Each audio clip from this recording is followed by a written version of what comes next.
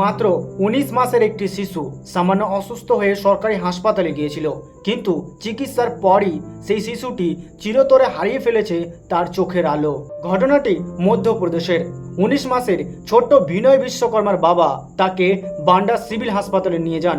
শিশুটির সর্দি কাশি ছিল এবং চোখও লাল হয়ে গিয়েছিল। ডাক্তার প্রেসক্রিপশন দেন প্যারাসিটামল, চোখের ড্রপ এবং কফ পরিষ্কার করার ওষুধ, কিন্তু হাসপাতালের স্টাফের মারাত্মক গাফিলতিতে শিশুটির চোখে দেওয়া হয় নাকের ড্রপ।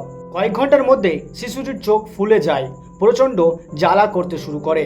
অবস্থা এতটাই খারাপ হয়ে যায় যে তাকে দ্রুত ভোপালের এইমস হাসপাতালে রেফার করা হয়। সেখানকার চিকিৎসকরা পরীক্ষা করে জানিয়ে দেন চোখের টিস্যু পুরোপুরি নষ্ট হয়ে গেছে, অর্থাৎ শিশুটি দৃষ্টিশক্তি হারিয়েছে। একটি ছোট্ট ভুলের কারণে একটা নিষ্পাপ শিশুর পুরো ভবিষ্যৎ অন্ধকার হয়ে গেল। এই ঘটনা সম্পর্কে আপনাদের কি মতামত কমেন্টে অবশ্যই জানাবেন।